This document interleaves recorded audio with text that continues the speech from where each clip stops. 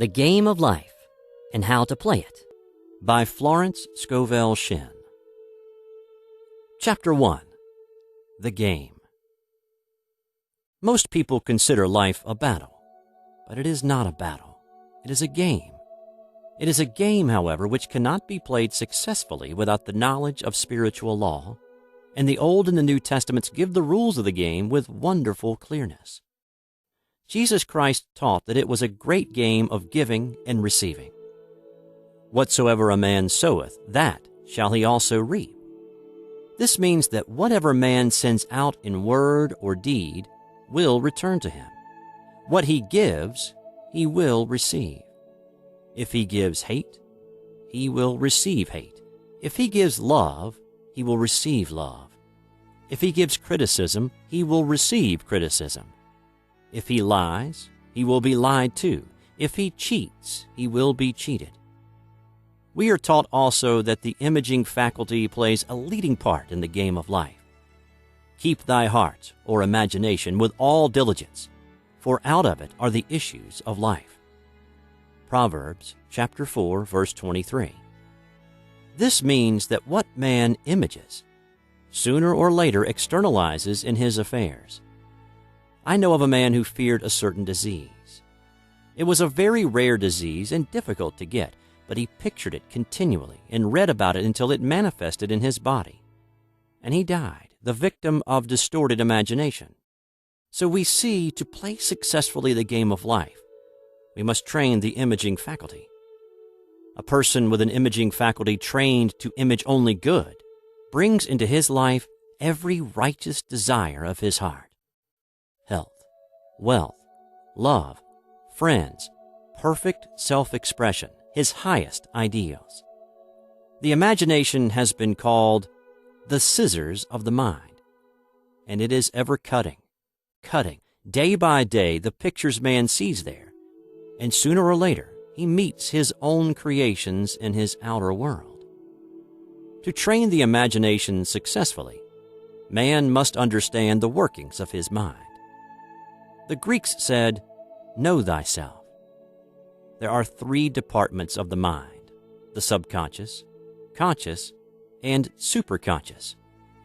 The subconscious is simply power without direction. It is like steam or electricity, and it does what it is directed to do. It has no power of induction. Whatever man feels deeply or images clearly is impressed upon the subconscious mind and carried out in minutest detail. For example, a woman I know, when a child, always made believe she was a widow. She dressed up in black clothes and wore a long black veil, and people thought she was very clever and amusing. She grew up and married a man with whom she was deeply in love. In a short time, he died, and she wore black and a sweeping veil for many years.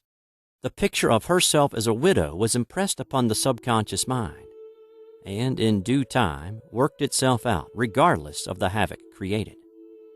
The conscious mind has been called mortal or carnal mind. It is the human mind and sees life as it appears to be. It sees death, disaster, sickness, poverty, and limitation of every kind, and it impresses the subconscious. The superconscious mind is the God mind within each man and is the realm of perfect ideas. In it is the perfect pattern spoken of by Plato, the divine design. For there is a divine design for each person. There is a place that you are to fill, and no one else can fill, something you are to do, which no one else can do. There is a perfect picture of this in the superconscious mind. It usually flashes across the conscious as an unattainable ideal, something too good to be true. In reality, it is man's true destiny or destination flashed to him from the infinite intelligence which is within himself. Many people, however, are in ignorance of their true destinies and are striving for things and situations which do not belong to them, and would only bring failure and dissatisfaction if attained. For example, a woman came to me and asked me to speak the word that she would marry a certain man with whom she was very much in love. She called him A.B.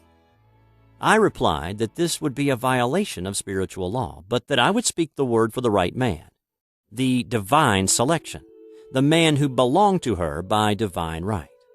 I added, if A.B. is the right man, you can't lose him, and if he isn't, you will receive his equivalent. She saw A.B. frequently, but no headway was made in their friendship. One evening she called and said, "Do you know, for the last week, A.B. hasn't seemed so wonderful to me?" I replied, "Maybe he is not the divine selection. Another man may be the right one."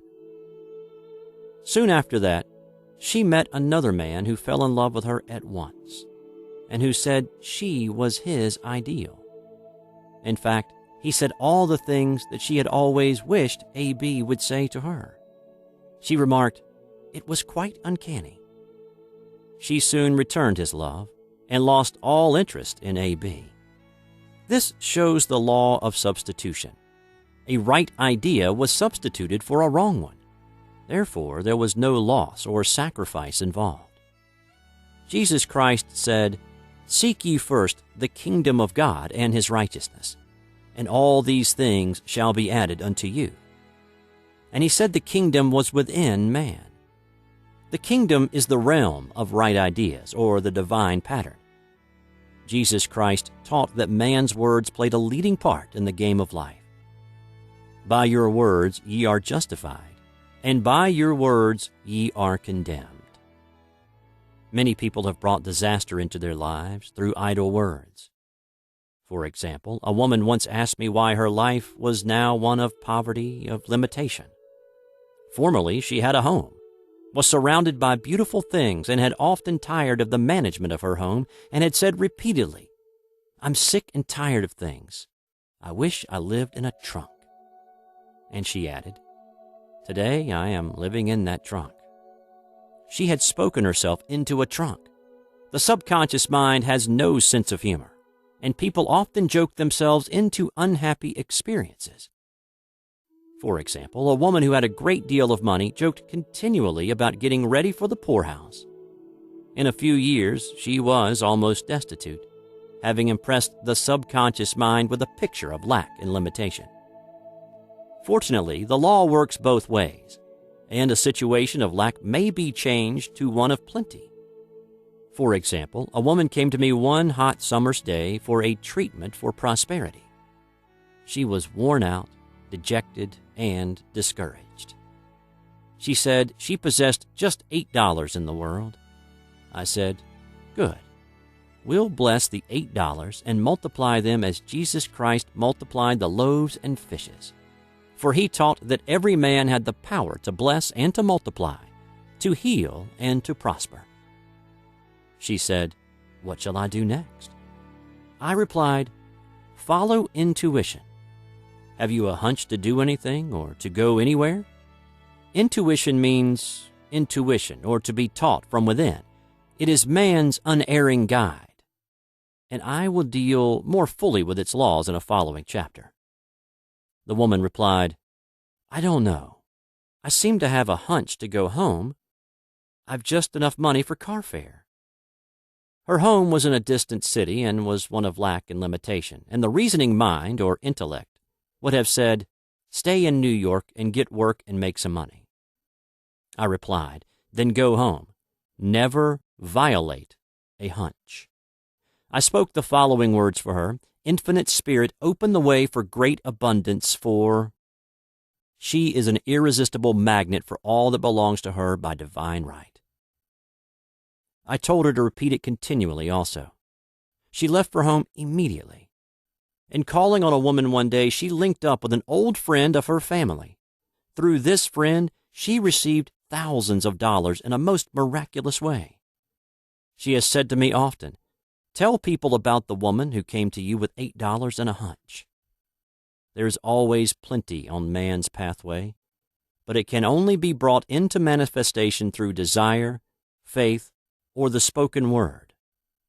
Jesus Christ brought out clearly that man must make the first move. "Ask, and it shall be given you. Seek, and ye shall find. Knock, and it shall be opened unto you. Matthew chapter 7, verse 7. In the Scriptures we read, "Concerning the works of my hands, command ye me." Infinite intelligence. God is ever ready to carry out man's smallest or greatest demands. Every desire, uttered or unexpressed, is a demand. We are often startled by having a wish suddenly fulfilled. For example, one Easter, having seen many beautiful rose trees in the florist's windows, I wished I would receive one, and for an instant saw it mentally being carried in the door. Easter came, and with it a beautiful rose tree. I thanked my friend the following day and told her it was just what I had wanted. She replied, "I didn't send you a rose tree. I sent you lilies." The man had mixed the order and sent me a rose tree simply because I had started the law in action, and I had to have a rose tree. Nothing stands between man and his highest ideals and every desire of his heart but doubt and fear. When man can wish without worrying, every desire will be instantly fulfilled. I will explain more fully in a following chapter the scientific reason for this, and fear must be erased from the consciousness. It is man's only enemy. Fear of lack, fear of failure, fear of sickness, fear of loss, and a feeling of insecurity on some plane. Jesus Christ said, "Why are ye fearful, O ye of little faith?" Matthew chapter 8, verse 26. So we can see we must substitute faith for fear is only inverted faith. It is faith in evil instead of good. The object of the game of life is to see clearly one's good and to obliterate all mental pictures of evil. This must be done by impressing the subconscious mind with a realization of good. A very brilliant man who has attained great success told me he had suddenly erased all fear from his consciousness by reading a sign which hung in a room. He saw printed in large letters this statement: "Why worry? It will probably never happen." These words were stamped indelibly upon his subconscious mind, and he has now a firm conviction that only good can come into his life, therefore only good can manifest.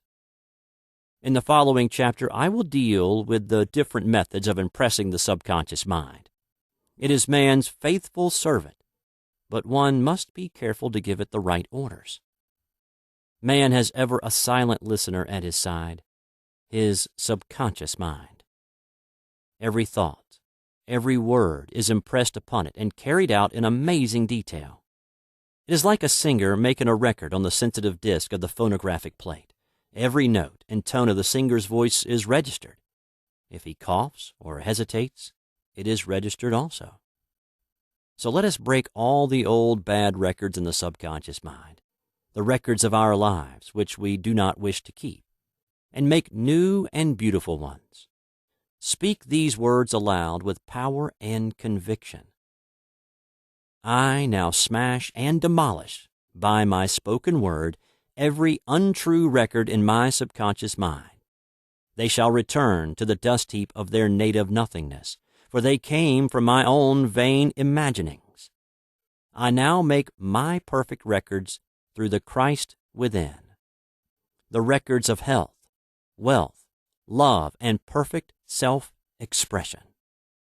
This is the square of life, the game completed. In the following chapters, I will show how man can change his conditions by changing his words. Any man who does not know the power of the word is behind the times. Death and life are in the power of the tongue. Proverbs chapter 18, verse 21. Chapter 2, the Law of Prosperity. One of the greatest messages given to the race through the Scriptures is that God is man's supply, and that man can release through his spoken word all that belongs to him by divine right. He must, however, have perfect faith in his spoken word. Isaiah said, "My word shall not return unto me void, but shall accomplish that where it is sent." We know now that words and thoughts are a tremendous vibratory force ever molding man's body and affairs. A woman came to me in great distress and said she was to be sued on the 15th of the month for $3,000. She knew no way of getting the money and was in despair. I told her God was her supply and that there is a supply for every demand. So I spoke the word. I gave thanks that the woman would receive $3,000 at the right time in the right way. I told her she must have perfect faith and act her perfect faith. The 15th came, but no money had materialized. She called me on the phone and asked what she was to do. I replied, "It is Saturday, so they won't sue you today. Your part is to act rich, thereby showing perfect faith that you will receive it by Monday." She asked me to lunch with her to keep up her courage. When I joined her at a restaurant, I said, "This is no time to economize. Order an expensive luncheon. Act as if you have already received the $3,000. All things whatsoever ye ask in prayer, believing, ye shall receive." You must act as if you have already received. The next morning, she called me on the phone and asked me to stay with her during the day. I said, "No, you are divinely protected, and God is never too late." In the evening, she phoned again, greatly excited, and said, "My dear, a miracle has happened. I was sitting in my room this morning when the doorbell rang. I said to the maid, 'Don't let anyone in.' The maid, however, looked out the window and said, 'It's your cousin with a long white beard.' So I said, 'Call him back. I would like to see him.' He was just turning the corner when he heard the maid's voice, and he came back. He talked for about an hour, and just as he was leaving, he said, 'Oh, by the way, how were finances?' I told him I needed the money, and he said, 'Why, my dear, I will give you $3,000 the first of the month.' I didn't like to tell him I was going to be sued. 'What shall I do? I won't receive it till the first of the month, and I must have it tomorrow,' I said. 'I'll keep on treating,' I said. 'Spirit is never too late.' I give thanks she has received the money on the invisible plane and that it manifests on time. The next morning her cousin called her up and said, 'Come to my office this morning and I will give you the money.' That afternoon she had $3,000 to her credit in the bank and wrote checks as rapidly as her excitement would permit. If one asks for success and prepares for failure, he will get the situation he is prepared for. For example, a man came to me asking me to speak the word that a certain debt would be wiped out. I found he spent his time planning what he would say to the man when he did not pay his bill, thereby neutralizing my words. He should have seen himself paying the debt. We have a wonderful illustration of this in the Bible relating to the 3 kings who were in the desert, without water for their men and horses. They consulted the prophet Elisha, who gave them this astonishing message. "Thus saith the Lord, Ye shall not see wind, neither shall you see rain, yet make this valley full of ditches." Man must prepare for the thing he has asked for when there isn't the slightest sign of it in sight. For example, a woman found it necessary to look for an apartment during the year when there was a great shortage of apartments in New York.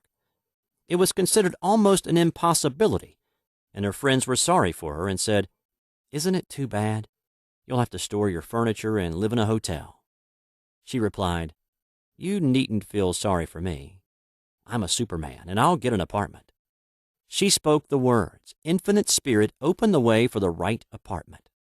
She knew there was a supply for every demand, and that she was unconditioned, working on the spiritual plane, and that one with God is a majority. She had contemplated buying new blankets when the tempter, the adverse thought or reasoning mind, suggested, "Don't buy the blankets. Perhaps after all you won't get an apartment and you will have no use for them." She promptly replied to herself, "I'll dig my ditches by buying the blankets." So she prepared for the apartment, acted as though she already had it. She found one in a miraculous way, and it was given to her although there were over 200 other applicants. The blankets showed active faith. it is needless to say that the ditches dug by the 3 kings in the desert were filled to overflowing. Read 2 Kings. Getting into the spiritual swing of things is no easy matter for the average person. The adverse thoughts of doubt and fear surge from the subconscious. They are the army of the aliens, which must be put to flight. This explains why it is so often darkest before the dawn. A big demonstration is usually preceded by tormenting thoughts. Having made a statement of high spiritual truth, one challenges the old beliefs in the subconscious, and error is exposed to be put out. This is the time when one must make his affirmations of truth repeatedly and rejoice and give thanks that he has already received. Before ye call, I shall answer. This means that every good and perfect gift is already man's awaiting his recognition. Man can only receive what he sees himself receiving. The children of Israel were told that they could have all the land they could see. This is true of every man. He has only the land within his own mental vision. Every great work, every big accomplishment has been brought into manifestation through holding to the vision. And often just before the big achievement comes apparent failure and discouragement. The children of Israel, when they reached the promised land, were afraid to go in, for they said it was filled with giants who made them feel like grasshoppers. And there we saw the giants, and we were in our own sight as grasshoppers. This is almost every man's experience. However, the one who knows spiritual law is undisturbed by appearance and rejoices while he is yet in captivity. That is, he holds to his vision and gives thanks that the end is accomplished. He has received. Jesus Christ gave a wonderful example of this. He said to his disciples, Say not ye, there are yet 4 months, and then cometh the harvest. Behold, I say unto you, lift up your eyes and look on the fields, for they are ripe already to harvest. His clear vision pierced the world of matter, and he saw clearly the 4th-dimensional world, things as they really are, perfect and complete in divine mind. So man must ever hold the vision of his journey's end and demand the manifestation of that which he has already received. It may be his perfect health, love, supply, self-expression, home, or friends. They are all finished and perfect ideas registered in divine mind, man's own superconscious mind, and must come through him, not to him. For example, a man came to me asking for treatments for success. It was imperative that he raise $50,000 for his business. The time limit was almost up when he came to me in despair. No one wanted to invest in his enterprise, and the bank had flatly refused a loan. I replied, I suppose you lost your temper while at the bank, therefore your power. You can control any situation if you first control yourself. Go back to the bank, I added, and I will treat. My treatment was, you are identified in love with the spirit of everyone connected with the bank. Let the divine idea come out of this situation. He replied, Woman, you are talking about an impossibility. Tomorrow is Saturday. The bank closes at 12, and my train won't get me there until 10, and the time limit is up tomorrow, and anyway, they won't do it. It's too late. I replied, God doesn't need any time and is never too late. With him, all things are possible. I added, I don't know anything about business, but I know all about God. He replied, It all sounds fine when I sit here listening to you, but when I go out, it's terrible. He lived in a distant city, and I did not hear from him for a week. Then came a letter. It read, You were right. I raised the money and will never again doubt the truth of all that you told me. I saw him a few weeks later, and I said, What happened? You evidently had plenty of time after all. He replied, My train was late, and I got there just 15 minutes to 12. I walked into the bank quietly and said, I have come for the loan. And they gave it to me without a question. It was the last 15 minutes of the time allotted to him, and infinite spirit was not too late. In this instance, the man could never have demonstrated alone. He needed someone to help him hold to the vision. This is what one man can do for another. Jesus Christ knew the truth of this when he said, "If two of you shall agree on earth as touching anything that they shall ask, it shall be done for them of my Father which is in heaven." One gets too close to his own affairs and becomes doubtful and fearful.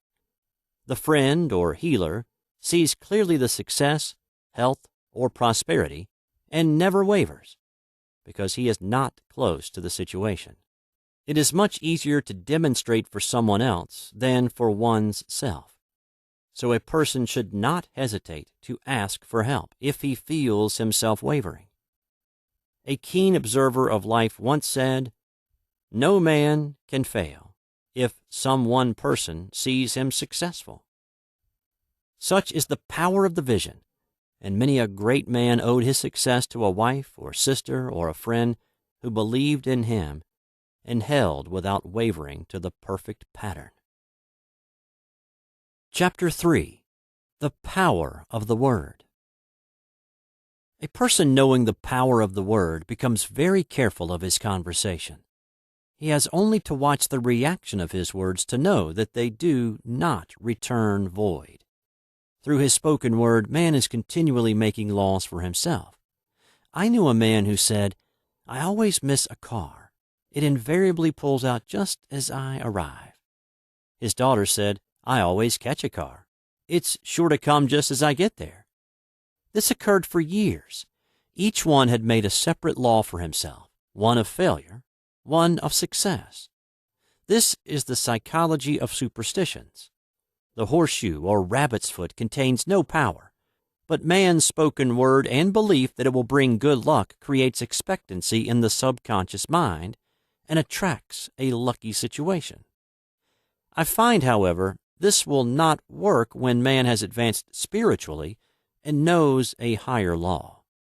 One cannot turn back and must put away graven images. For example, 2 men in my class had had great success in business for several months, when suddenly everything went to smash. We tried to analyze the situation, and I found, instead of making their affirmations and looking to God for success and prosperity, they had each bought a lucky monkey. I said, "Oh, I see. You have been trusting in the lucky monkeys instead of God. Put away the lucky monkeys and call on the law of forgiveness, for man has power to forgive or neutralize his mistakes." They decided to throw the lucky monkeys down a coal hole, and all went well again.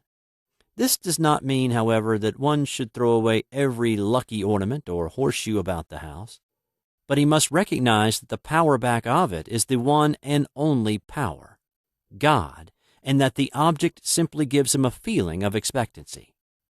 I was with a friend one day who was in deep despair. In crossing the street, she picked up a horseshoe. Immediately, she was filled with joy and hope. She said God had sent her the horseshoe in order to keep up her courage.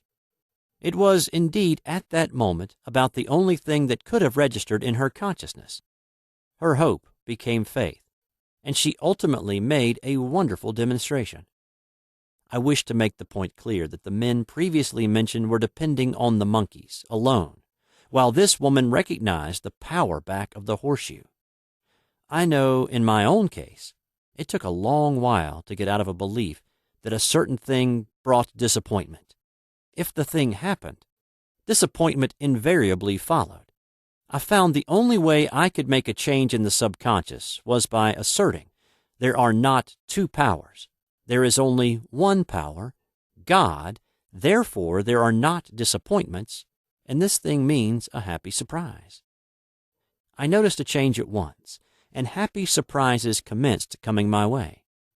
I have a friend who said nothing could induce her to walk under a ladder. I said, "If you are afraid, you are giving in to a belief in 2 powers, good and evil, instead of one. As God is absolute, there can be no opposing power, unless man makes the false of evil for himself. To show you believe in only one power, God, and that there is no power or reality in evil, walk under the next ladder you see. Soon after, she went to her bank. She wished to open her box in the safety deposit vault, and there stood a ladder on her pathway. It was impossible to reach the box without passing under the ladder. She quailed with fear and turned back. She could not face the lion on her pathway. However, when she reached the street, my words rang in her ears, and she decided to return and walk under it. It was a big moment in her life, for ladders had held her in bondage for years. She retraced her steps to the vault, and the ladder was no longer there. This so often happens. If one is willing to do a thing he is afraid to do, he does not have to. It is the law of non-resistance, which is so little understood. Someone has said that courage contains genius and magic. Face a situation fearlessly, and there is no situation to face. It falls away of its own weight. The explanation is that fear attracted the ladder on the woman's pathway, and fearlessness removed it. Thus the invisible forces are ever working for man, who is always pulling the strings himself, though he does not know it. Owing to the vibratory power of words, whatever man voices, he begins to attract. People who continually speak of disease invariably attract it. After man knows the truth, he cannot be too careful of his words. For example, I have a friend who often says on the phone, "Do come to see me and have an old-fashioned chat." This old-fashioned chat means an hour of about 500 to 1,000 destructive words, the principal topics being loss, lack, failure, and sickness. I reply, "No, I thank you. I've had enough old-fashioned chats in my life. They are too expensive. But I will be glad to have a new-fashioned chat and talk about what we want, not what we don't want." There is an old saying that man only dares use his words for three purposes: to heal, bless, or prosper. What man says of others will be said of him, and what he wishes for another he is wishing for himself. Curses, like chickens, come home to roost. If a man wishes someone bad luck, he is sure to attract bad luck himself. If he wishes to aid someone to success, he is wishing and aiding himself to success. The body may be renewed and transformed through the spoken word and clear vision, and disease be completely wiped out of the consciousness. The metaphysician knows that all disease has a mental correspondence, and in order to heal the body, one must first heal the soul. The soul is the subconscious mind, and it must be saved from wrong thinking. In the 23rd Psalm, we read, "He restoreth my soul." This means that the subconscious mind or soul must be restored with the right ideas, and the mystical marriage is the marriage of the soul and the spirit, or the subconscious and superconscious mind. They must be one. When the subconscious is flooded with the perfect ideas of the superconscious, God and man are one. I and the Father are one. That is, he is one with the realm of perfect ideas. He is the man made in God's likeness and image, imagination, and is given power and dominion over all created things, his mind, body, and affairs. It is safe to say that all sickness and unhappiness come from the violation of the law of love. "A new commandment I give unto you, love one another, and in the game of life, love or goodwill takes every trick." For example, a woman I know had for years an appearance of a terrible skin disease. The doctors told her it was incurable, and she was in despair. She was on the stage, and she feared she would soon have to give up her profession, and she had no other means of support. She, however, procured a good engagement, and on the opening night made a great hit. She received flattering notices from the critics, and was joyful and elated. The next day she received a notice of dismissal. A man in the cast had been jealous of her success, and had caused her to be sent away. She felt hatred and resentment taking complete possession of her, and she cried out, "Oh, God, don't let me hate that man." That night she worked for hours in the silence. She said, I soon came into a very deep silence. I seemed to be at peace with myself, with the man, and with the whole world. I continued this for 2 following nights, and on the 3rd day I found I was healed completely of the skin disease. In asking for love or goodwill, she had fulfilled the law, for love is the fulfilling of the law, and the disease, which came from subconscious resentment, was wiped out.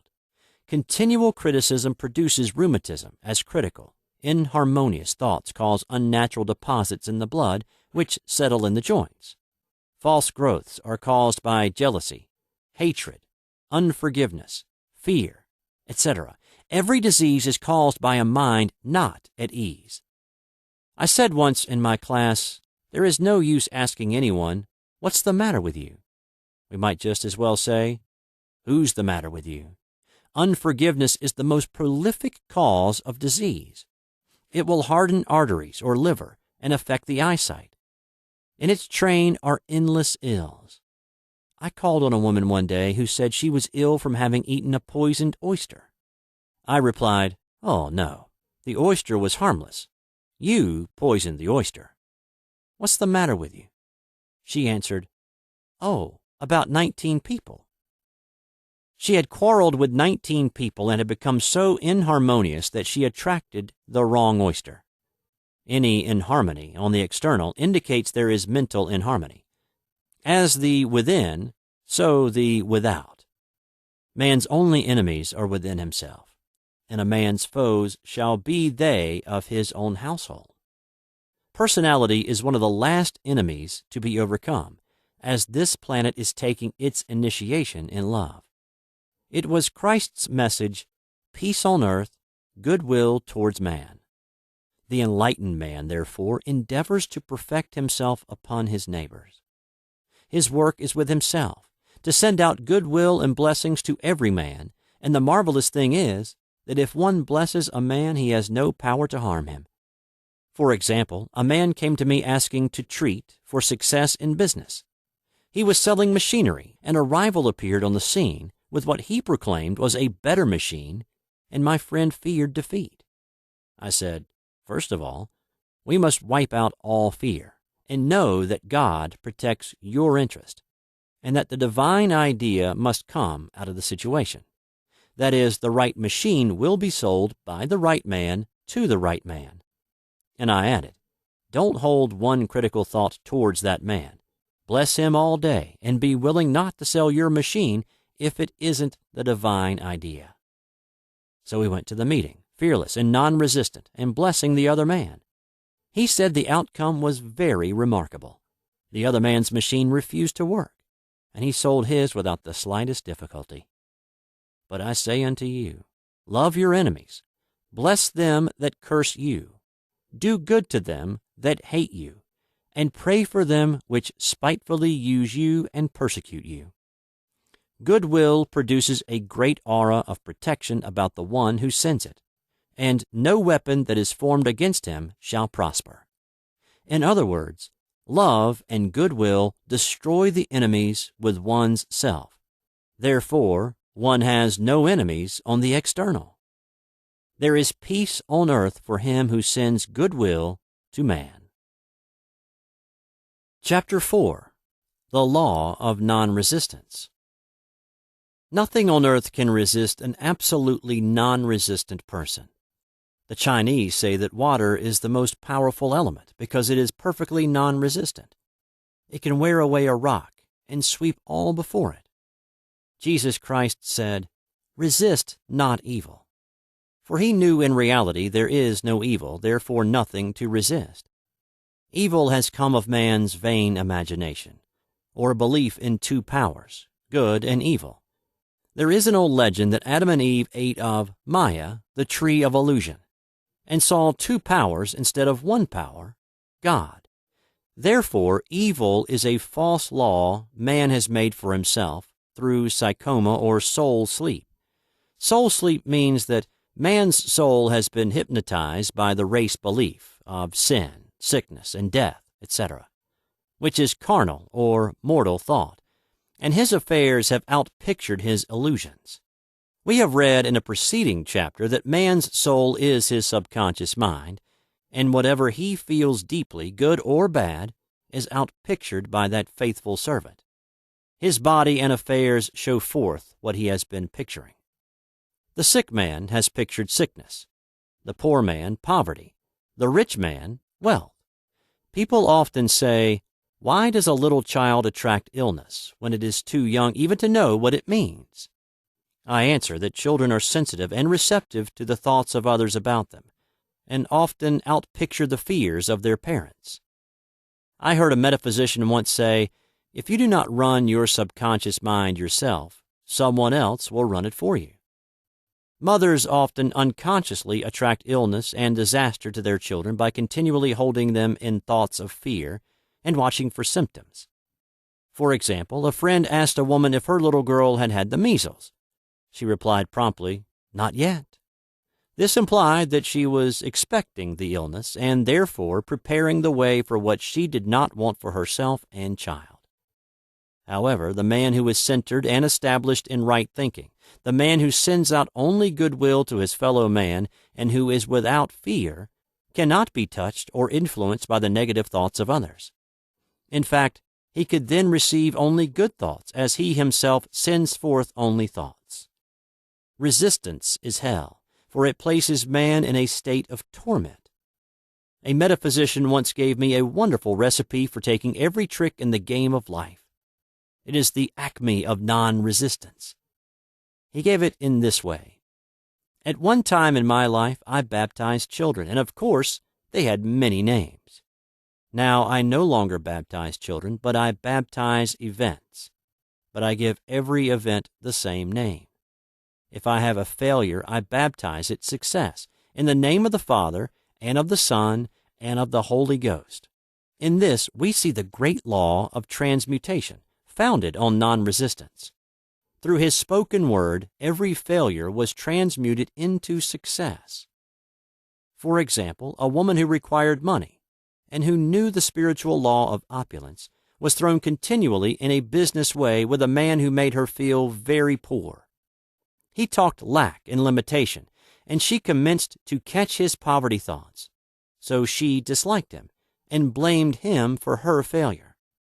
She knew in order to demonstrate her supply, she must first feel that she had received. A feeling of opulence must precede its manifestation. It dawned on her one day that she was resisting the situation and seeing two powers instead of one. So she blessed the man and baptized the situation success. She affirmed, as there is only one power, God, this man is here for my good and my prosperity. Just what he did not seem to be there for. Soon after that, she met, through this man, a woman who gave her, for a service rendered, several $1,000s, and the man moved to a distant city and faded harmoniously from her life. Make the statement, "Every man is a golden link in the chain of my good, for all men are God in manifestation, awaiting the opportunity given by man, himself, to serve the divine plan of his life." Bless your enemy, and you rob him of his ammunition. His arrows will be transmuted into blessings. This law is true of nations as well as individuals. Bless a nation, send love and goodwill to every inhabitant, and it is robbed of its power to harm. Man can only get the right idea of non-resistance through spiritual understanding. My students have often said, "I don't want to be a doormat." I reply, when you use non-resistance with wisdom, no one will ever be able to walk over you. Another example, one day I was impatiently awaiting an important telephone call. I resisted every call that came in and made no outgoing calls myself, reasoning that it might interfere with the one I was awaiting. Instead of saying, "Divine ideas never conflict, the call will come at the right time," leaving it to infinite intelligence to arrange, I commenced to manage things myself.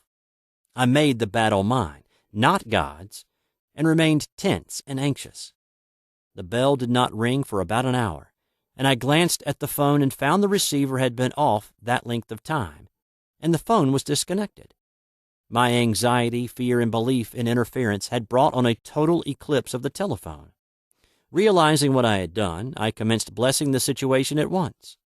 I baptized it success and affirmed I cannot lose any call that belongs to me by divine right.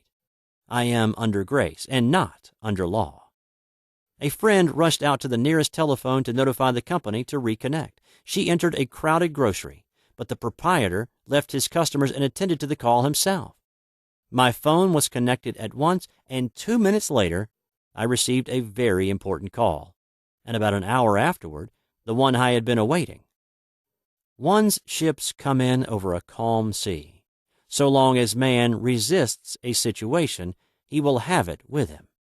If he runs away from it, it will run after him. For example, I repeated this to a woman one day, and she replied, "How true that is. I was unhappy at home. I disliked my mother, who was critical and domineering. So I ran away and was married. But I married my mother, for my husband was exactly like my mother, and I had the same situation to face again. Agree with thine adversary quickly. This means agree that the adverse situation is good, be undisturbed by it, and it falls away of its own weight.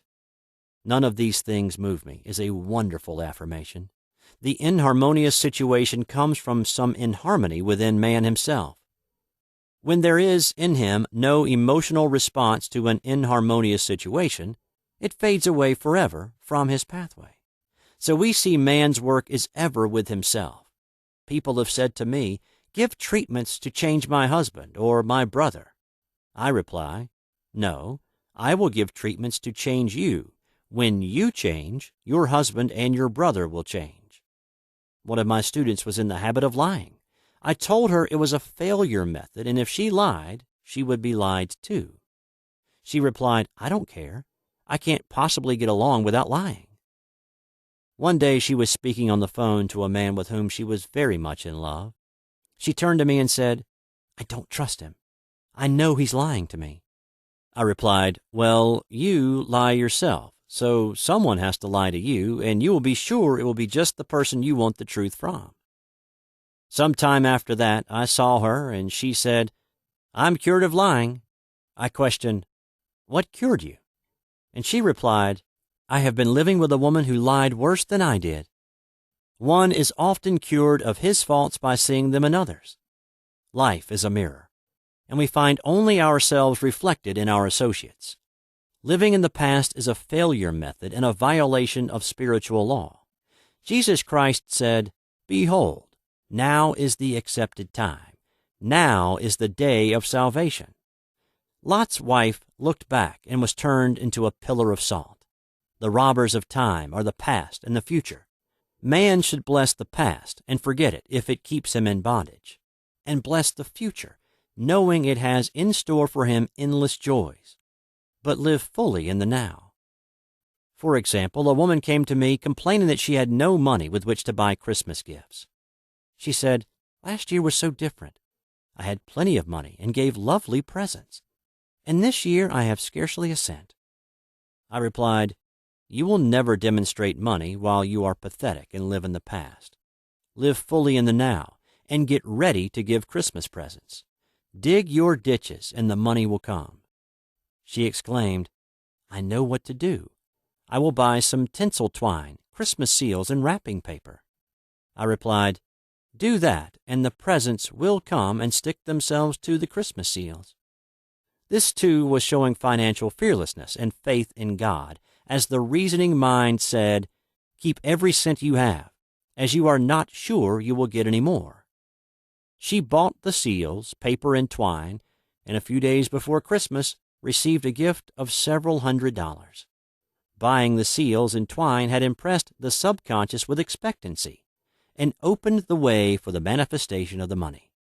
She purchased all the presents in plenty of time. Man must live suspended in the moment. Look well, therefore, to this day. Such is the salutation of the dawn. He must be spiritually alert, ever awaiting his leads, taking advantage of every opportunity. One day I said continually, silently, "Infinite Spirit, don't let me miss a trick. And something very important was told to me that evening. It is most necessary to begin the day with right words. Make an affirmation immediately upon waking. For example, Thy will be done this day. Today is a day of completion. I give thanks for this perfect day. Miracle shall follow miracle, and wonders shall never cease. Make this a habit, and one will see wonders and miracles come into his life. One morning I picked up a book and read, "Look with wonder at that which is before you." It seemed to be my message for the day. So I repeated again and again, "Look with wonder at that which is before you." At about noon, a large sum of money was given me, which I had been desiring for a certain purpose. In a following chapter, I will give affirmations that I have found most effective. However, one should never use an affirmation unless it is absolutely satisfying and convincing to his own consciousness, and often an affirmation is changed to suit different people. For example, the following has brought success to many. I have a wonderful work in a wonderful way. I give wonderful service for wonderful pay. I gave the first two lines to one of my students, and she added the last two. It made a most powerful statement, as there should always be perfect payment for perfect service, and a rhyme sinks easily into the subconscious. She went about singing it aloud and soon did receive wonderful work in a wonderful way and gave wonderful service for wonderful pay. Another student, a businessman, took it and changed the word work to business. He repeated, "I have a wonderful business in a wonderful way, and I give wonderful service for wonderful pay." That afternoon he made a $40,000 deal, though there had been no activity in his affairs for months. Every affirmation must be carefully worded and completely cover the ground. For example, I knew a woman who was in great need and made a demand for work. She received a great deal of work, but was never paid anything. She now knows to add, "Wonderful service for wonderful pay." It is man's divine right to have plenty, more than enough. His barns should be full, and his cup should flow over. This is God's idea for man, and when man breaks down the barriers of lack in his own consciousness, the golden age will be his, and every righteous desire of his heart fulfilled. Chapter 5. The Law of Karma and the Law of Forgiveness. Man receives only that which he gives. The game of life is a game of boomerangs. Man's thoughts, deeds, and words return to him sooner or later, with astounding accuracy. This is the law of karma, which is Sanskrit for come back. Whatsoever a man soweth, that shall he also reap. For example, a friend told me this story of herself illustrating the law. She said, "I make all my karma on my aunt. Whatever I say to her, someone says to me. I am often irritable at home, and one day said to my aunt, who was talking to me during dinner, 'No more talk. I wish to eat in peace.' The following day I was lunching with a woman with whom I wished to make a great impression. I was talking animatedly when she said, 'No more talk. I wish to eat in peace.' My friend is high in consciousness, so her karma returns much more quickly than to one on the mental plane. The more man knows, the more he is responsible for, and a person with a knowledge of spiritual law which he does not practice suffers greatly in consequence. The fear of the Lord, law, is the beginning of wisdom. If we read the word Lord, law, it will make many passages in the Bible much clearer. "Vengeance is mine. I will repay, saith the Lord." Law. It is the law which takes vengeance, not God. God sees man perfect, created in his own image, imagination, and given power and dominion. This is the perfect idea of man, registered in divine mind, awaiting man's recognition. For man can only be what he sees himself to be, and only attain what he sees himself attaining. "Nothing ever happens without an onlooker," is an ancient saying. Man sees first his failure or success, his joy or sorrow, before it swings into visibility from the scenes set in his own imagination. We have observed this in the mother picturing disease for her child, or a woman seeing success for her husband. Jesus Christ said, "And ye shall know the truth, and the truth shall make you free." So we see freedom from all unhappy conditions comes through knowledge, a knowledge of spiritual law. Obedience precedes authority, and the law obeys man when he obeys the law. The law of electricity must be obeyed before it becomes man's servant. When handled ignorantly, it becomes man's deadly foe. So with the laws of mind. For example, a woman with a strong personal will wished she owned a house which belonged to an acquaintance, and she often made mental pictures of herself living in the house. In the course of time, the man died and she moved into the house. Several years afterwards, coming into the knowledge of spiritual law, she said to me, "Do you think I had anything to do with that man's death?" I replied, "Yes, your desire was so strong everything made way for it, but you paid your karmic debt. Your husband, whom you loved devotedly, died soon after, and the house was a white elephant on your hands for years." The original owner, however, could not have been affected by her thoughts had he been positive in the truth, nor her husband, but they were both under karmic law. The woman should have said, feeling the great desire for the house, "Infinite intelligence, give me the right house, equally as charming as this, the house which is mine by divine right." The divine selection would have given perfect satisfaction and brought good to all. The divine pattern is the only safe pattern to work by. Desire is a tremendous force and must be directed in the right channels, or chaos ensues. In demonstrating, the most important step is the first step, to ask aright. Man should always demand only that which is by divine right. To go back to the illustration, had the woman taken this attitude, "If this house I desire is mine, I cannot lose it. If it is not, give me its equivalent," the man might have decided to move out harmoniously had it been the divine selection for her, or another house would have been substituted. Anything forced into manifestation through personal will is always ill-got and has ever bad success. Man is admonished, "My will be done, not thine." And the curious thing is, man always gets just what he desires when he does relinquish personal will, thereby enabling infinite intelligence to work through him. "Stand ye still and see the salvation of the Lord." Law. For example, a woman came to me in great distress. Her daughter had determined to take a very hazardous trip, and the mother was filled with fear. She said she had used every argument, had pointed out the dangers to be encountered, and forbidden her to go. But the daughter became more and more rebellious and determined. I said to the mother, "You are forcing your personal will upon your daughter, which you have no right to do, and your fear of the trip is only attracting it, for man attracts what he fears." I added, "Let go, and take your mental hands off. Put it in God's hands, and use this statement: I put this situation in the hands of infinite love and wisdom. If this trip is the divine plan, I bless it and not longer resist. But if it is not divinely planned, I give thanks that it is now dissolved and dissipated."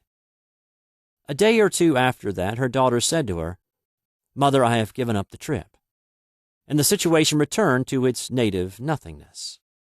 It is learning to stand still, which seems so difficult for man. I have dealt more fully with this law in the chapter on non-resistance. I will give another example of sowing and reaping which came in the most curious way.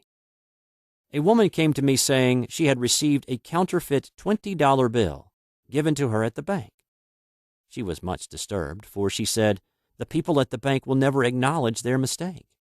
I replied, "Let us analyze the situation and find out why you attracted it." She thought a few moments and exclaimed, "I know it. I sent a friend a lot of stage money just for a joke." So the law had sent her some stage money, for it doesn't know anything about jokes. I said, Now, we will call on the law of forgiveness and neutralize the situation. Christianity is founded upon the law of forgiveness. Christ has redeemed us from the curse of the karmic law, and the Christ within each man is his Redeemer and salvation from all inharmonious conditions. So I said, Infinite Spirit, we call on the law of forgiveness and give thanks that she is under grace and not under law, and cannot lose this $20 which is hers by divine right. Now, I said, go back to the bank and tell them fearlessly that it was given you there by mistake. She obeyed, and to her surprise, they apologized and gave her another bill, treating her most courteously. So knowledge of the law gives man power to rub out his mistakes. Man cannot force the external to be what he is not. If he desires riches, he must be rich first in consciousness. For example, a woman came to me asking treatment for prosperity. She did not take much interest in her household affairs, and her home was in great disorder. I said to her, If you wish to be rich, you must be orderly. All men with great wealth are orderly, and order is heaven's first law. I added, You will never become rich with a burnt match in the pincushion. She had a good sense of humor and commenced immediately, putting her house in order. She rearranged furniture, straightened out bureau drawers, cleaned rugs, and soon made a big financial demonstration, a gift from a relative. The woman herself became made over and keeps herself keyed up financially by being ever watchful of the external and expecting prosperity, knowing God is her supply. Many people are in ignorance of the fact that gifts and things are investments, and that hoarding and saving invariably lead to loss. There is that scattereth and yet increaseth, and there is that withholdeth more than is meet, but it tendeth to poverty. For example, I knew a man who wanted to buy a fur-lined overcoat. He and his wife went to various shops, but there was none he wanted. He said they were all too cheap-looking. At last he was shown one the salesman said was valued at $1,000, but which the manager would sell him for $500, as it was late in the season. His financial possessions amounted to about $700. The reasoning mind would have said you can't afford to spend nearly all you have on a coat. But he was very intuitive and never reasoned. He turned to his wife and said, If I get this coat, I'll make a ton of money. So his wife consented, weakly. About a month later, he received a $10,000 commission. The coat made him feel so rich it linked him with success and prosperity. Without the coat, he would not have received the commission. It was an investment, paying large dividends. If man ignores these leadings to spend or to give, the same amount of money will go in an uninteresting or unhappy way. For example, a woman told me on Thanksgiving Day she informed her family that they could not afford a Thanksgiving dinner. She had the money, but decided to save it. A few days later, someone entered her home and took from the bureau drawer the exact amount the dinner would have cost. The law always stands back of the man who spends fearlessly, with wisdom. For example, one of my students was shopping with her little nephew. The child clamored for a toy, which she told him she could not afford to buy. She realized suddenly that she was seeking lack and not recognizing God as her supply. So she bought the toy, and on her way home picked up in the street the exact amount of money she had paid for it. Man's supply is inexhaustible and unfailing when fully trusted, but faith or trust must precede the demonstration. According to your faith, be it unto you. Faith is the substance of things hoped for, the evidence of things not seen, for faith holds the vision steady, and the adverse pictures are dissolved and dissipated, and in due season we shall reap, if we faint not. Jesus Christ brought the good news, the gospel, that there was a higher law than the law of karma, and that law transcends the law of karma. It is the law of grace, or forgiveness. It is the law which frees man from the law of cause and effect, the law of consequence. Under grace and not under law. We are told that on this plane, man reaps where he has not sown. The gifts of God are simply poured out upon him. all that the kingdom affords is his. This continued state of bliss awaits the man who has overcome the race, or world thought. In the world thought there is tribulation, but Jesus Christ said, "Be of good cheer.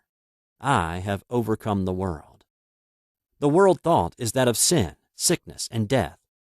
He saw their absolute unreality and said, "Sickness and sorrow shall pass away, and death itself, the last enemy, be overcome." We know now, from a scientific standpoint, that death could be overcome by stamping the subconscious mind with the conviction of eternal youth and eternal life. The subconscious, being simply power without direction, carries out orders without questioning. Working under the direction of the superconscious, the Christ or God within man, the resurrection of the body would be accomplished.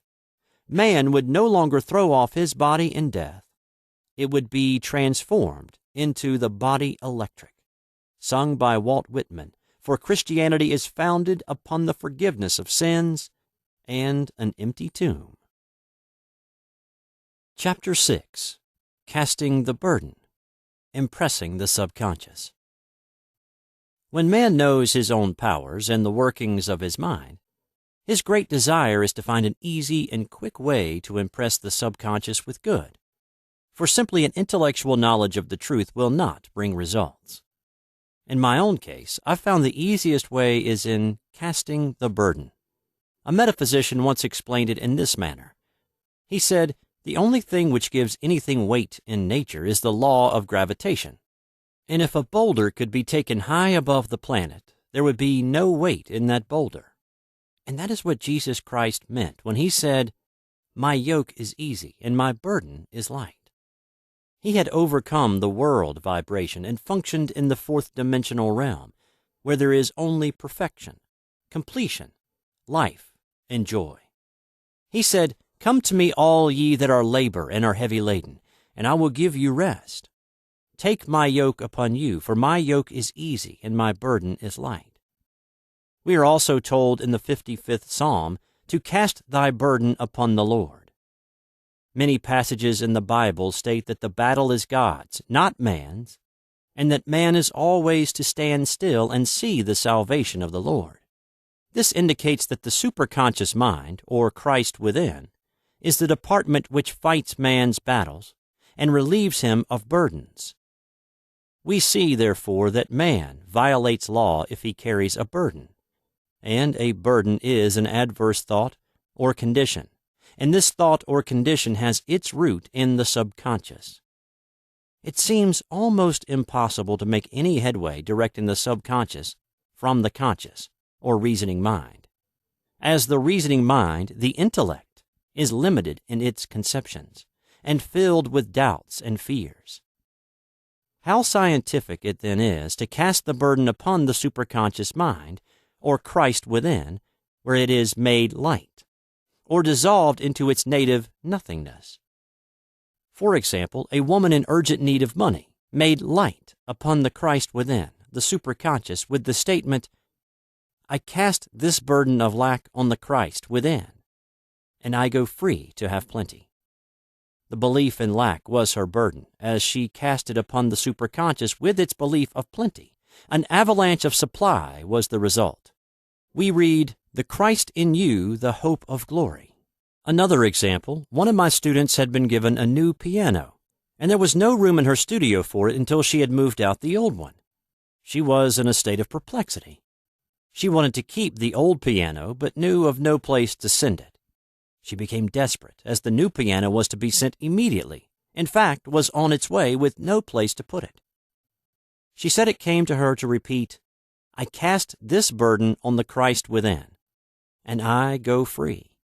A few moments later, her phone rang, and a woman friend asked if she might rent her old piano, and it was moved out, a few minutes before the new one arrived. I knew a woman whose burden was resentment. She said, "I cast this burden of resentment on the Christ within, and I go free to be loving, harmonious, and happy." The almighty superconscious flooded the subconscious with love, and her whole life was changed. For years, resentment has held her in a state of torment and imprisoned her soul, the subconscious mind. The statement should be made over and over and over, sometimes for hours at a time, silently or audibly, with quietness but determination. I have often compared it to winding up a Victrola. We must wind ourselves up with spoken words. I have noticed in casting the burden, after a little while one seems to see clearly. It is impossible to have clear vision while in the throes of carnal mind. Doubts and fear poison the mind and body, and imagination runs riot, attracting disaster and disease. In steadily repeating the affirmation, I cast this burden on the Christ within and go free, the vision clears, and with it a feeling of relief, and sooner or later comes the manifestation of good, be it health, happiness, or supply. One of my students once asked me to explain the darkness before the dawn.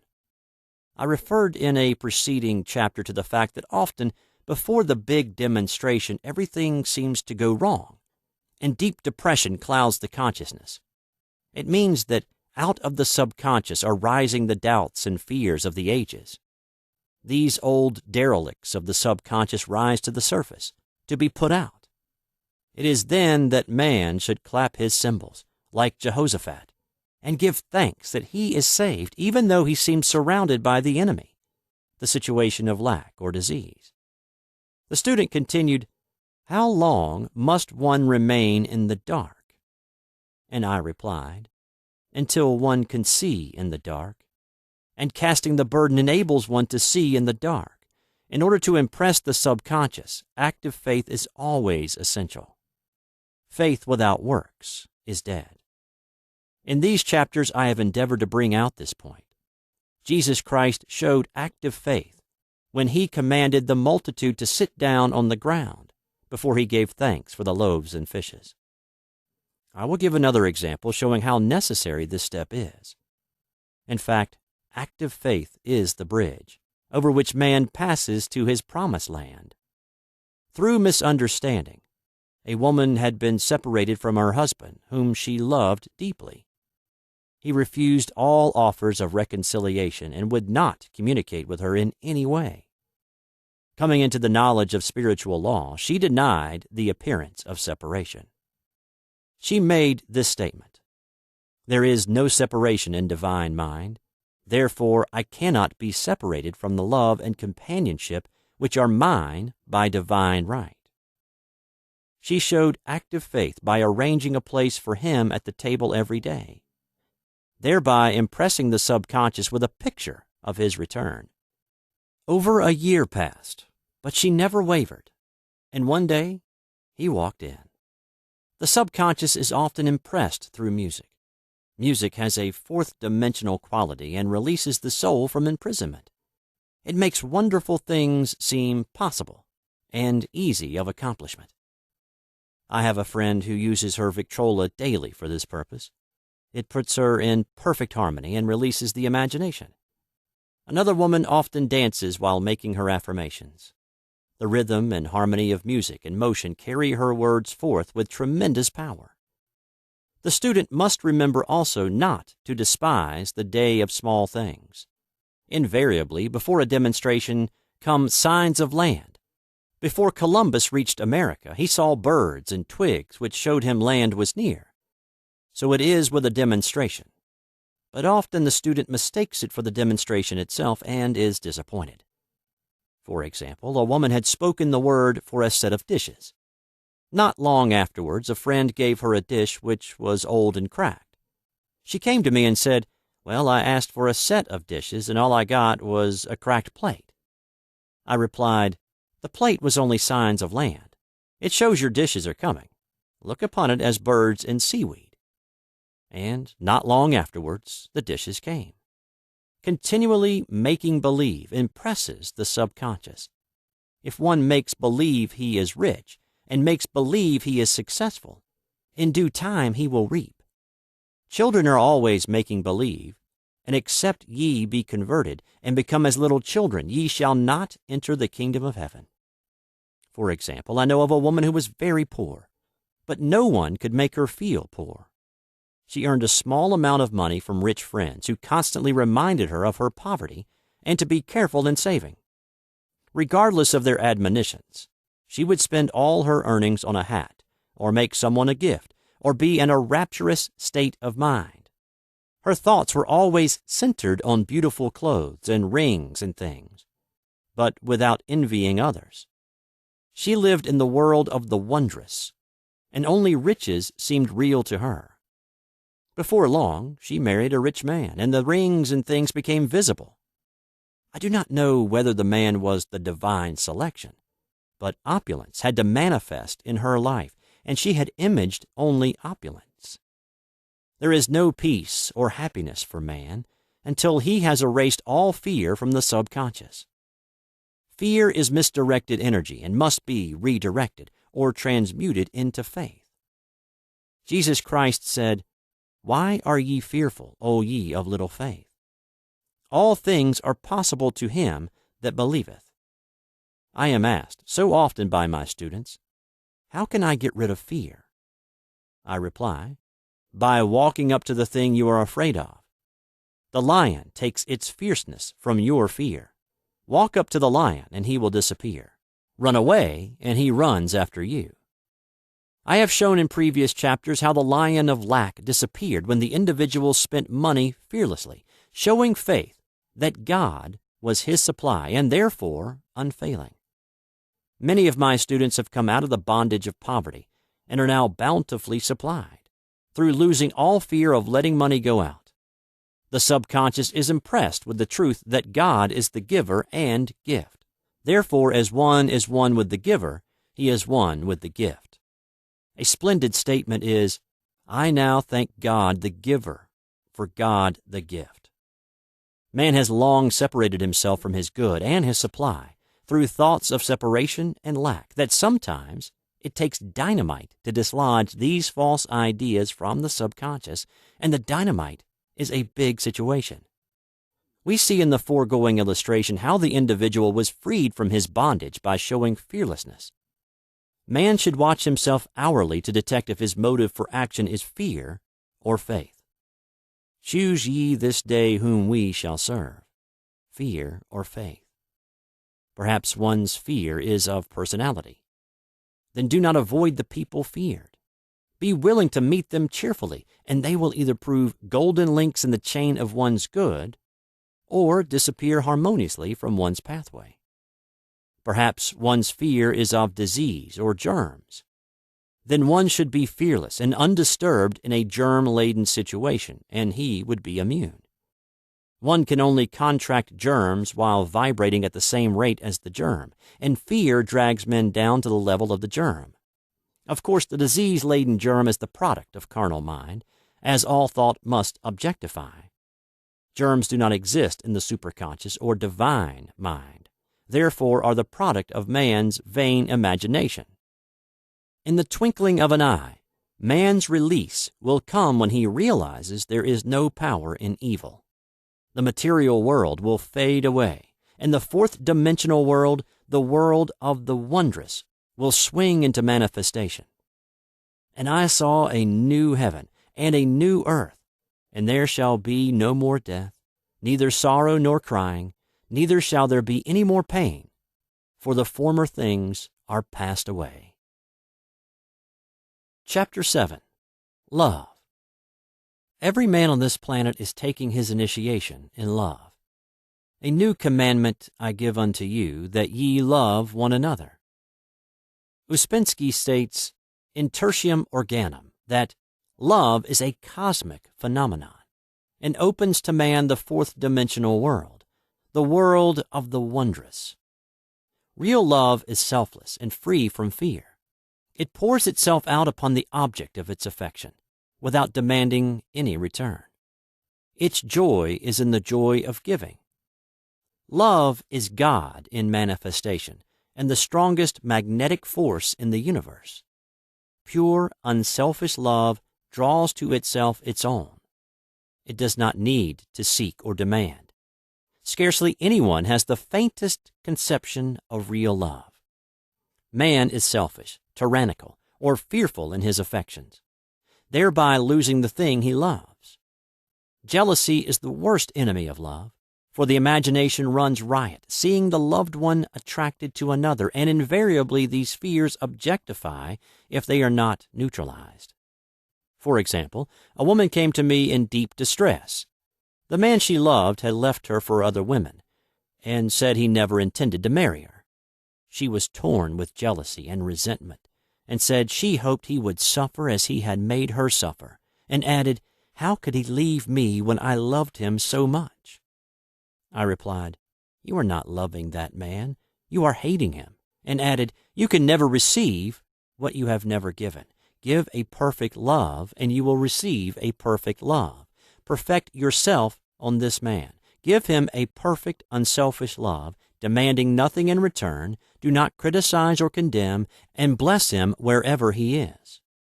She replied, "No, I won't bless him unless I know where he is." "Well," I said, "that is not real love. When you send out real love will return to you, either from this man or his equivalent. For if this man is not the divine selection, you will not want him. As you are one with God, you are one with the love which belongs to you by divine right."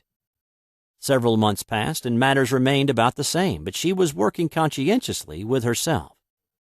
I said, "When you are no longer disturbed by his cruelty, he will cease to be cruel, as you are attracting it through your own emotions." Then I told her of a brotherhood in India who never said good morning to each other. They used these words, "I salute the divinity in you." They saluted the divinity in every man and the wild animals in the jungle, and they were never harmed, for they saw only God in every living thing. I said, "Salute the divinity in this man, and say, I see your divine self only. I see you as God sees you, perfect, made in his image and likeness." She found she was becoming more poised and gradually losing her resentment. He was a captain, and she always called him the Cap. One day she said, suddenly, "God bless the Cap wherever he is." I replied, "Now that is real love, and when you have become a complete circle and are no longer disturbed by the situation, you will have his love or attract its equivalent." I was moving at this time and did not have a telephone, so was out of touch with her for a few weeks, when one morning I received a letter saying, "We are married." At the earliest opportunity, I paid her a call. My first words were, "What happened?" "Oh," she exclaimed, "a miracle. One day I woke up and all suffering had ceased. I saw him that evening and he asked me to marry him. We were married in about a week, and I have never seen a more devoted man." There is an old saying, "No man is your enemy. No man is your friend. Every man is your teacher." So one should become impersonal and learn what each man has to teach him, and soon he would learn his lessons and be free. The woman's lover was teaching her selfless love, which every man, sooner or later, must learn. Suffering is not necessary for man's development. It is the result of violation of spiritual law, but few people seem able to rouse themselves from their soul sleep without it. When people are happy, they usually become selfish, and automatically the law of karma is set in action. Man often suffers loss through lack of appreciation. I knew a woman who had a very nice husband, but she often said, "I don't care anything about being married. But that is nothing against my husband. I'm simply not interested in married life." She had other interests and scarcely remembered she had a husband. She only thought of him when she saw him. One day her husband told her he was in love with another woman and left. She came to me in distress and resentment. I replied, "It is exactly what you spoke the word for. You said you didn't care anything about being married, so the subconscious worked to get you unmarried." She said, "Oh yes, I see. People get what they want and then feel very much hurt." She soon became in perfect harmony with the situation and knew they were both much happier apart. When a woman becomes indifferent or critical and ceases to be an inspiration to her husband, he misses the stimulus of her early relationship and is restless and unhappy. A man came to me dejected, miserable, and poor. His wife was interested in the science of numbers and had had him read. It seems the report was not very favorable, for he said, "My wife says I'll never amount to anything because I'm a 2. I replied, "I don't care what your number is. You're a perfect idea in divine mind, and we will demand the success and prosperity which are already planned for you by that infinite intelligence."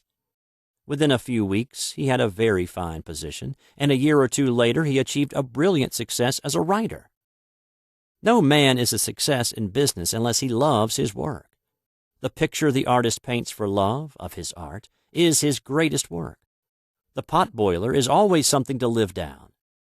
No man can attract money if he despises it.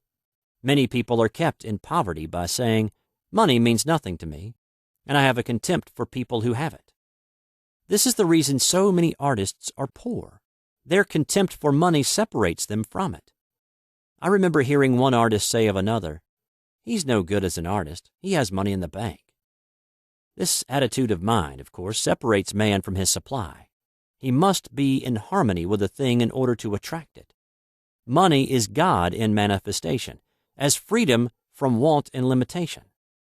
But it must be always kept in circulation and put to right uses. Hoarding and saving react with grim vengeance. This does not mean that man should not have houses and lots, stocks and bonds, for the barns of the righteous man shall be full.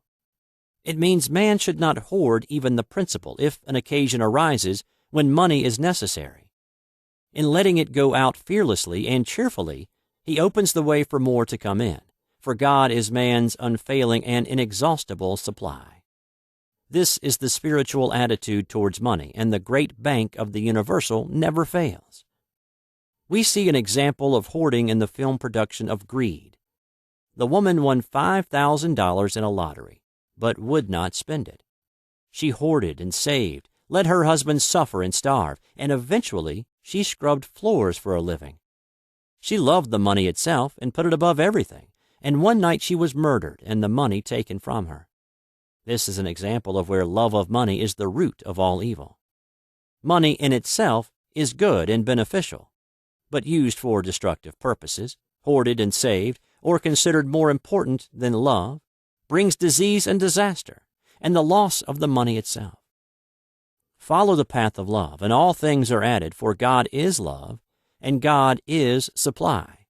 Follow the path of selfishness and greed, and the supply vanishes, and man is separated from it. For example, I knew the case of a very rich woman who hoarded her income. She rarely gave anything away, but bought things for herself. She was very fond of necklaces, and a friend once asked her how many she possessed. She replied, 67. She bought them and put them away, carefully wrapped in tissue paper. Had she used the necklaces, it would have been quite legitimate, but she was violating the law of use. Her closets were filled with clothes she never wore, and jewels which never saw the light.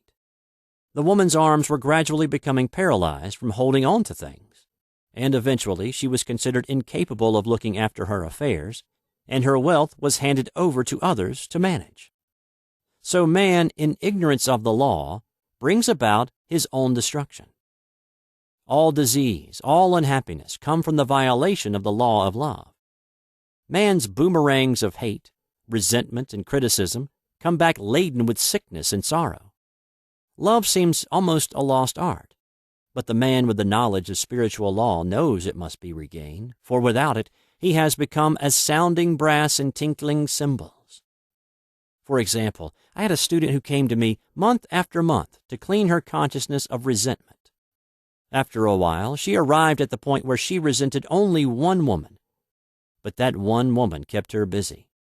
Little by little, she became poised and harmonious, and one day, all resentment was wiped out. She came in radiant and exclaimed, "You can't understand how I feel." The woman said something to me, and instead of being furious, I was loving and kind, and she apologized and was perfectly lovely to me. No one can understand the marvelous lightness I feel within. Love and goodwill are invaluable in business. For example, a woman came to me complaining of her employer. She said she was cold and critical, and knew she did not want her in the position. "Well," I replied, salute the divinity in the woman, and send her love. She said, I can't. She's a marble woman. I answered, You remember the story of the sculptor who asked for a certain piece of marble? He was asked why he wanted it, and he replied, Because there is an angel in the marble. And out of it he produced a wonderful work of art. She said, Very well, I'll try it. A week later she came back and said, I did what you told me to, and now the woman is very kind and took me out in her car. People are sometimes filled with remorse for having done someone an unkindness, perhaps years ago. If the wrong cannot be righted, its effect can be neutralized by doing someone a kindness in the present. This one thing I do, forgetting those things which are behind and reaching forth unto things where are before. Sorrow, regret, and remorse tear down the cells of the body and poison the atmosphere of the individual. A woman said to me in deep sorrow, Treat me to be happy and joyous, for my sorrow makes me so irritable with members of my family that I keep making more karma. I was asked to treat a woman who was mourning for her daughter. I denied all belief in loss and separation and affirmed that God was the woman's joy, love, and peace. The woman gained her poise at once, but sent word by her son not to treat any longer because she was so happy it wasn't respectable. So mortal mind loves to hang on to its griefs and regrets. I knew a woman who went about bragging of her troubles, so of course she always had something to brag about. The old idea was if a woman did not worry about her children, she was not a good mother. Now, we know that mother fear is responsible for many of the diseases and accidents which come into the lives of children. For fear pictures vividly the disease or situation feared, and these pictures objectify, if not neutralized. Happy is the mother who can say sincerely that she puts her child in God's hands and knows therefore that he is divinely protected. For example, a woman awoke suddenly in the night, feeling her brother was in great danger.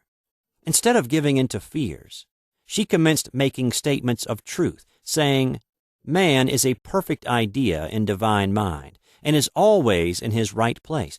Therefore, my brother is in his right place and is divinely protected. The next day she found that her brother had been in close proximity to an explosion in a mine, but had miraculously escaped.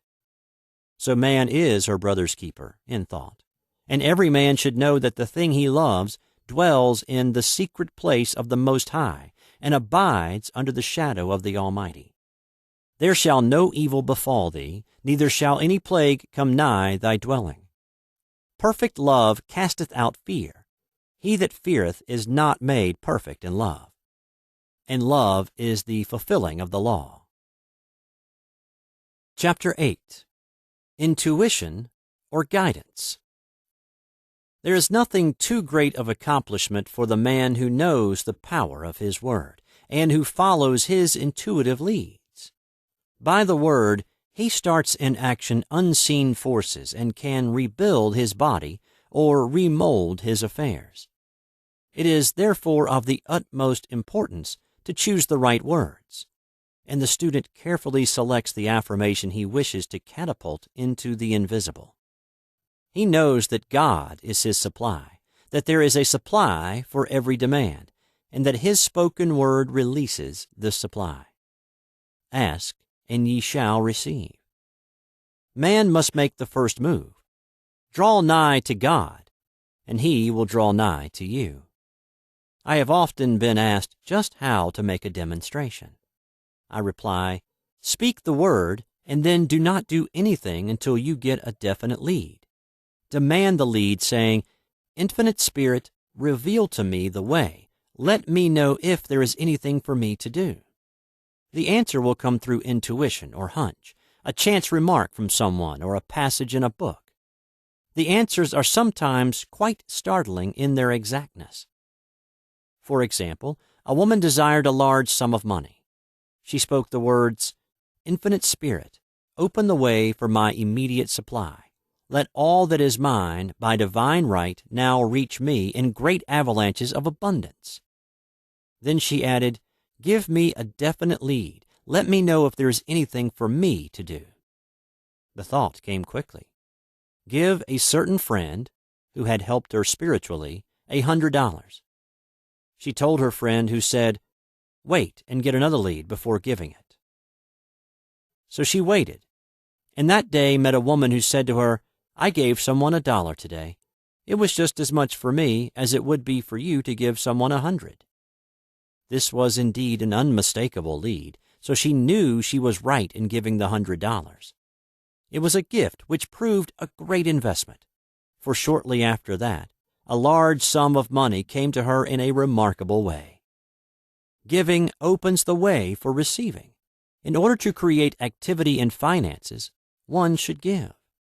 Tithing, or giving 1/10 of one's income, is an old Jewish custom and is sure to bring increase. Many of the richest men in this country have been tithers, and I have never known it to fail as an investment.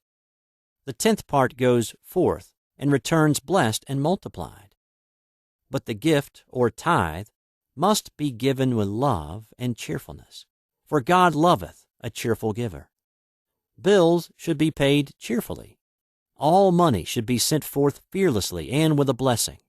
This attitude of mind makes man master of money. It is his to obey, and his spoken word then opens vast reservoirs of wealth. Man himself limits his supply by his limited vision. Sometimes the student has a great realization of wealth, but is afraid to act. The vision and action must go hand in hand, as in the case of the man who bought the fur-lined overcoat. A woman came to me asking me to speak the word for a position. So I demanded, "Infinite Spirit, open the way for this woman's right position." Never ask for just a position. Ask for the right position, the place already planned in divine mind, as it is the only one that will give satisfaction. I then gave thanks that she had already received and that it would manifest quickly. Very soon she had 3 positions offered her, 2 in New York and 1 in Palm Beach, and she did not know which to choose. I said, "Ask for a definite lead." The time was almost up and was still undecided when one day she telephoned. When I woke up this morning, I could smell Palm Beach. She had been there before and knew its balmy fragrance. I replied, "Well, if you can smell Palm Beach from here, it is certainly your lead." She accepted the position, and it proved a great success. Often one's lead comes at an unexpected time. One day I was walking down the street when I suddenly felt a strong urge to go to a certain bakery, a block or 2 away. The reasoning mind resisted, arguing, "There is nothing there that you want." However, I had learned not to reason, so I went to the bakery, looked at everything, and there was certainly nothing there that I wanted. But coming out, I encountered a woman I had thought of often, and who was in great need of the help which I could give her. So often, one goes for one thing and finds another. Intuition is a spiritual faculty and does not explain, but simply points the way. A person often receives a lead during a treatment. The idea that comes may seem quite irrelevant, but some of God's leadings are mysterious. In the class one day, I was treating that each individual would receive a definite lead. A woman came to me afterwards and said, "While you were treating, I got the hunch to take my furniture out of storage and get an apartment." The woman had come to be treated for health. I told her I knew in getting a home of her own, her health would improve. And I added, "I believe your trouble, which is a congestion, has come from having things stored away. Congestion of things causes congestion in the body. You have violated the law of use, and your body is paying the penalty." So I gave thanks that divine order was established in her mind, body, and affairs. People little dream of how their affairs react on the body. There is a mental correspondence for every disease. A person might receive instantaneous healing through the realization of his body being a perfect idea in divine mind, and therefore whole and perfect.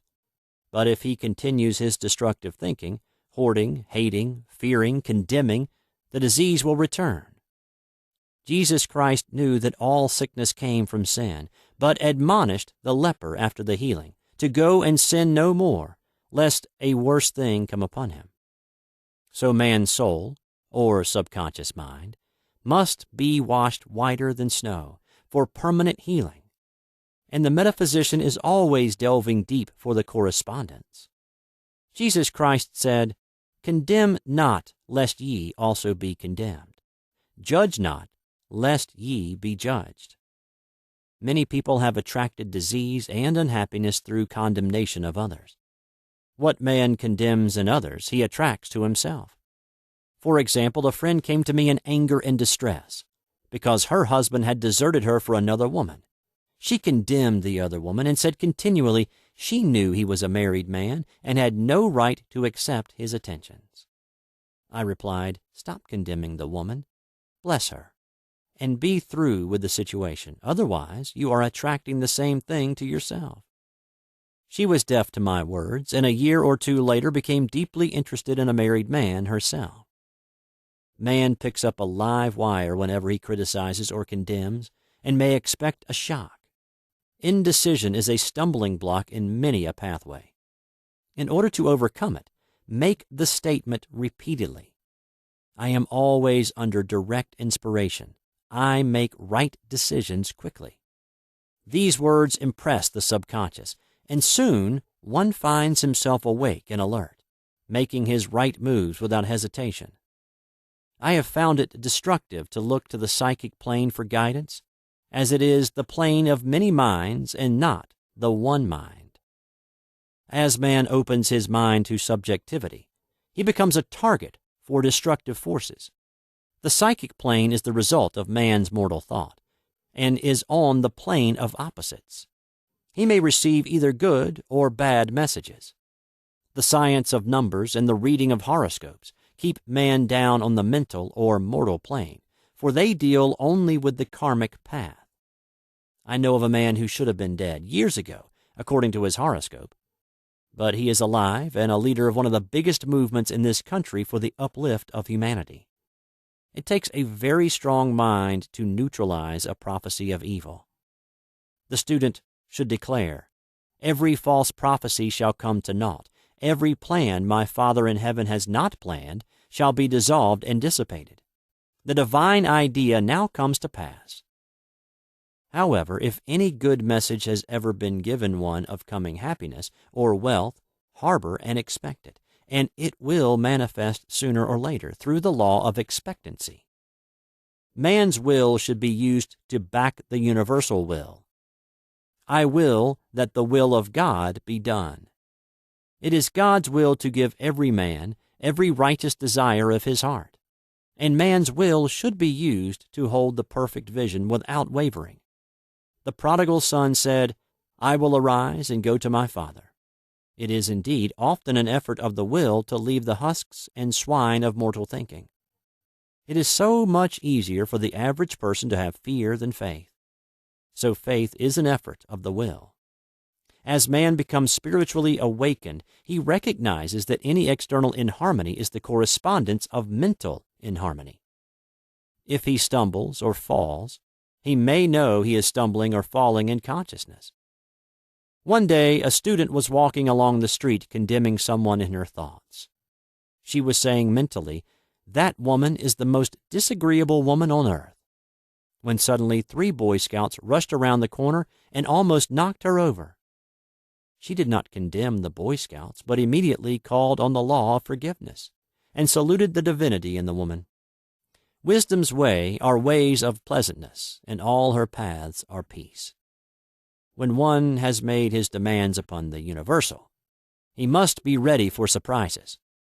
Everything may seem to be going wrong, when in reality it is going right.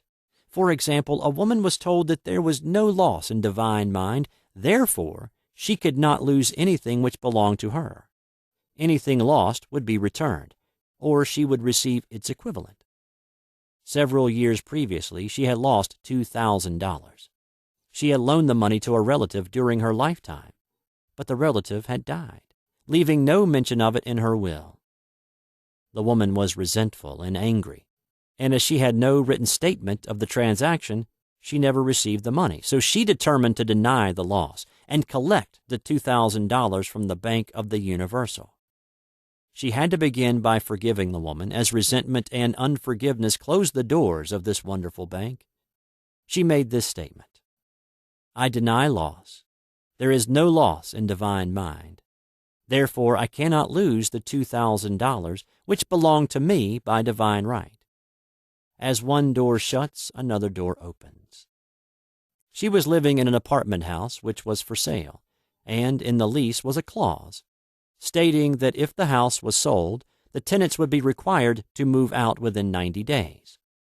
Suddenly, the landlord broke the leases and raised the rent. Again, injustice was on her pathway, but this time she was undisturbed. She blessed the landlord and said, as the rent has been raised, it means that I'll be that much richer, for God is my supply.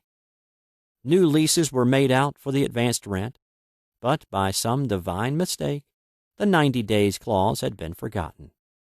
Soon after, the landlord had an opportunity to sell the house. On account of the mistake in the new leases, the tenants held possession for another year. The agent offered each tenant $200 if he would vacate. Several families moved. 3 remained, including the woman. A month or 2 passed, and the agent again appeared.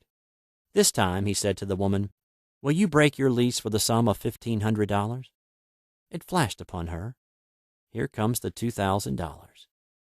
She remembered having said to friends in the house, we will all act together if anything more is said about leaving. So her lead was to consult her friends. These friends said, well, if they have offered you $1,500, they will certainly give $2,000. So she received a check for $2,000 for giving up the apartment. It was certainly a remarkable working of the law, and the apparent injustice was merely opening the way for her demonstration. It proved that there is no loss, and when man takes his spiritual stand, he collects all that is his from this great reservoir of good. I will restore to you the years the locusts have eaten. These adverse thoughts alone rob man, for no man gives to himself but himself, and no man takes away from himself but himself. Man is here to prove God and to bear witness to the truth, and he can only prove God by bringing plenty out of lack, and justice out of justice. Prove me now herewith, saith the Lord of hosts, if I will not open you the windows of heaven and pour out a blessing, that there shall not be room enough to receive it.